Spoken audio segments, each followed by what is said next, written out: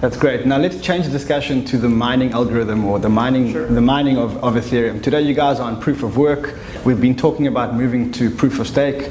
When will that happen? So there's code that's pretty close to finalized right now. It's being looked at by auditors. The first phase is all about finality. So it's an overlay system, a proof of stake overlay system. It'll enable the proof of work miners to keep going. They'll get paid a little less for securing the network, because it'll be easier to secure the network because of this proof of stake overlay. Now, why is it so important to move off proof of work to proof of stake?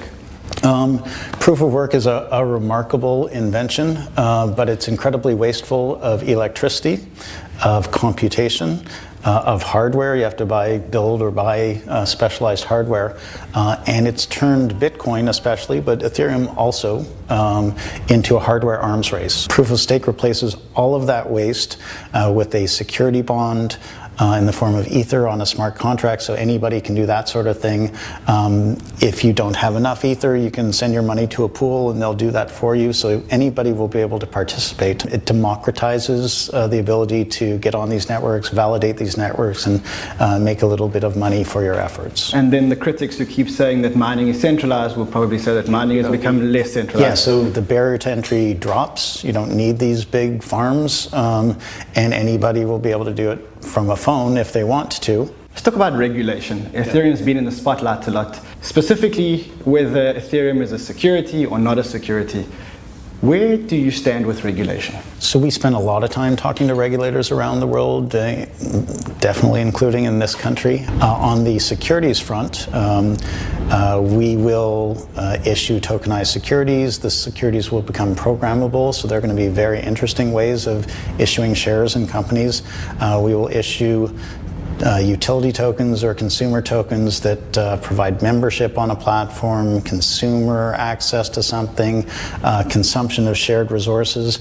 These protocol-based open platforms, these network systems, will be a new way of delivering services to consumers, and we're very confident that we understand how to do that without regulatory bodies considering those kinds of token securities. So you're of the opinion that today...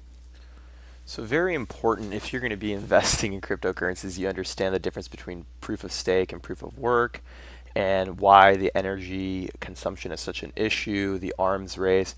So I'm not going to go into major detail, hopefully, if you don't understand this. I do have videos on this channel, and if you go through YouTube, that will kind of go into detail. But this should be a good litmus test to kind of gauge yourself. Do you really understand cryptocurrency, or are you just throwing darts? So like I said, like stuff like this, it's free. You don't have to go buy, Tai Lopez's like How to Invest in Crypto books. So very important if you're going to be investing and understanding this stuff long term, that you start to pay attention to this stuff, start to educate yourself, and see what will happen with the rollout. And this is why when people make the criticism that, oh, Ethereum lacks this or Ethereum lacks that, they're able to update it, they're able to change it.